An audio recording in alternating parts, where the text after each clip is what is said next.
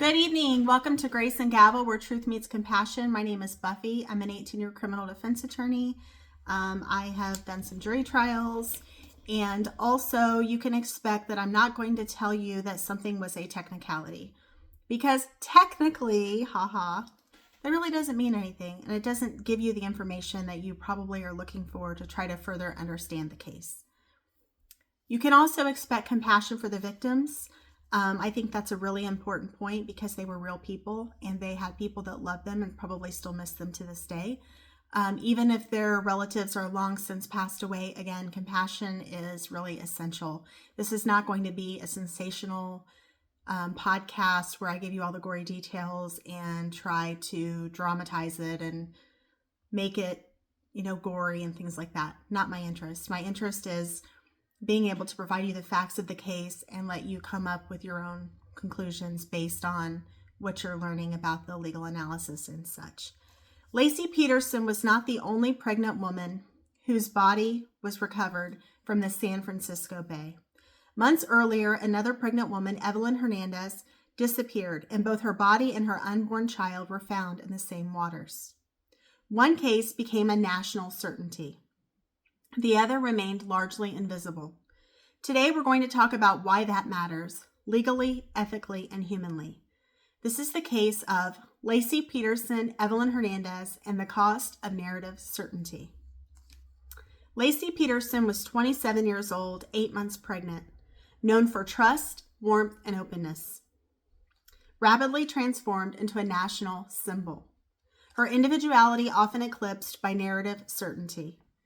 Connor Peterson, the child that she was pregnant with, an unborn child, central to public grief and outrage. His death intensified emotional momentum toward conviction.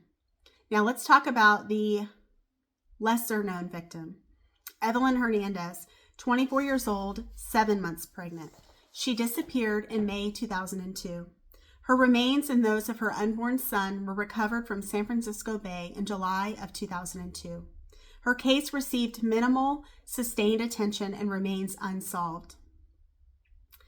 The other issue that I had watched in a documentary was given the fact that Evelyn Hernandez, I believe, came from a Latin American country. I almost want to say El Salvador, but don't quote me on that. And she had struggled and she had had hard times. She had moved, I believe, to the United States fairly recently. She was with the child's father, I believe. So that may be another angle that they're still looking to explore. And ultimately, you have to know about Grace and Gavel that victims deserve dignity, even when their stories complicate the narrative we prefer. So ultimately, you're not going to hear me blaming the victim. You're not going to hear me say, well, it was her fault that, or it was his fault that. No, that's not what I'm going to get into. So let's talk about the two disappearances and two very different stories. Laci Peterson disappeared December 24, 2002. It received immediate national attention. And there are some ethnic groups who seem to feel that white women get a lot more media coverage than those who are non-whites, which makes a lot of sense, honestly, especially when you see the coverage. And the husband, Scott Peterson, became the focal point almost immediately. The narrative formed before evidence was fully tested. Evelyn Hernandez had disappeared quietly months earlier, and I say quietly because there wasn't media coverage on Evelyn, unfortunately.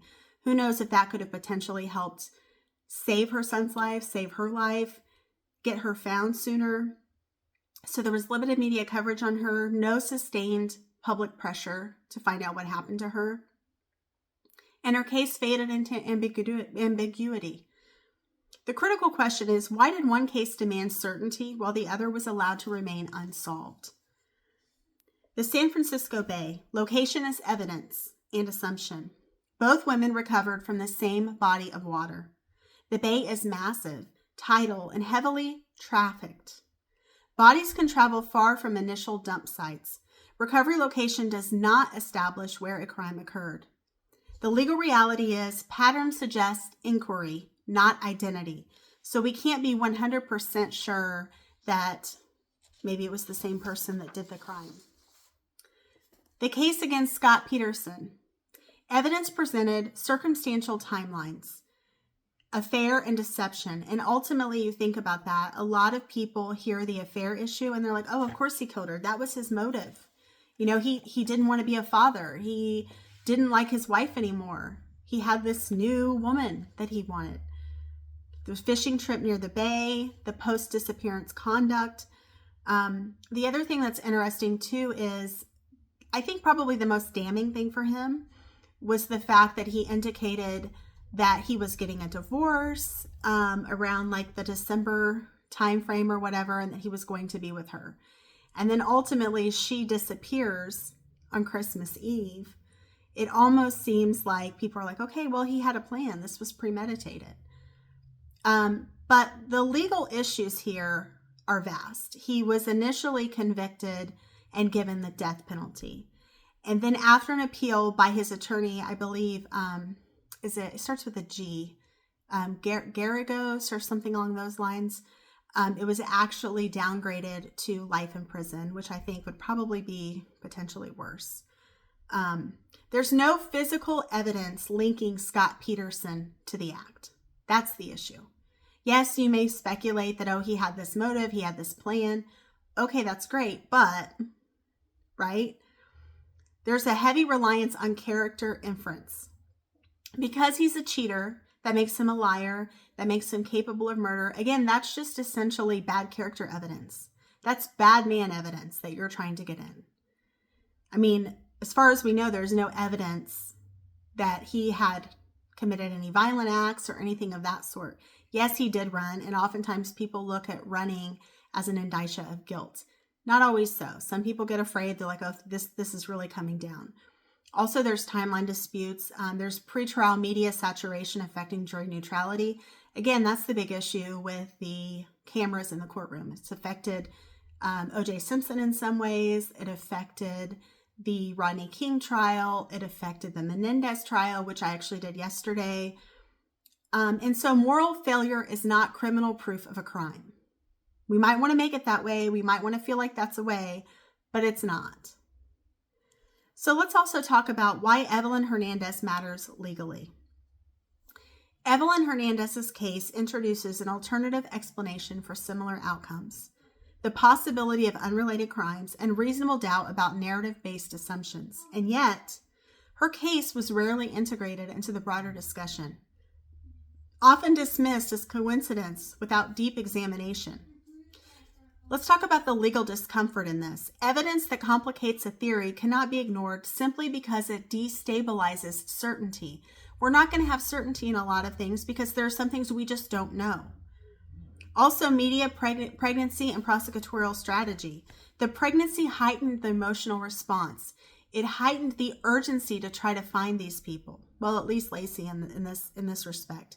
The media framed Scott Peterson's affair as dispositive. That proved his guilt.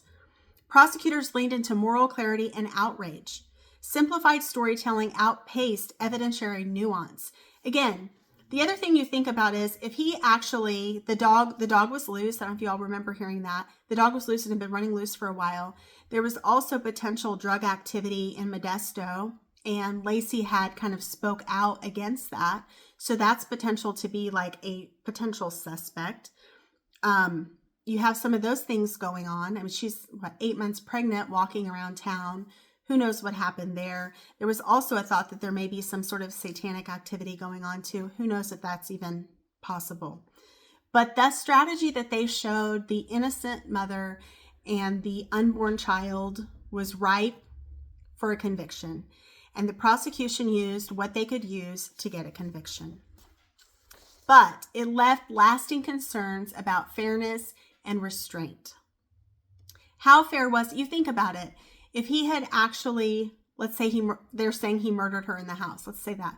There was no blood found, anything of that sort, to be able to say that he conclusively killed her. The one thing that they had that they kept pushing and pushing and pushing and pushing was the affair. And how many of our politicians have had affairs? Does that mean that they've killed someone? Probably not. Let's talk about the verdict, the sentence, and the appellate signals.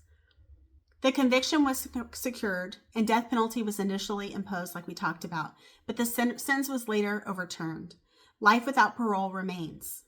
It's an important distinction that a sentence reversal does not mean innocence, but it does reflect systemic unease, that there was something that they felt was amiss to be able to give him grounds for an appeal. Why this case still matters. This case endures because it reveals how grief accelerates certainty, how media reshapes evidence. And I will say, especially with the Casey Anthony case, there were a lot of, because I lived in Orlando at the time, there were a lot of false narratives that were being shared by media people and journalists who should have known better. How overlooked victims expose the blind spots, right? We need to represent all victims. If they're missing, we need to try to find a way to give them the coverage that they also deserve. And how the justice system struggles when narrative outruns proof.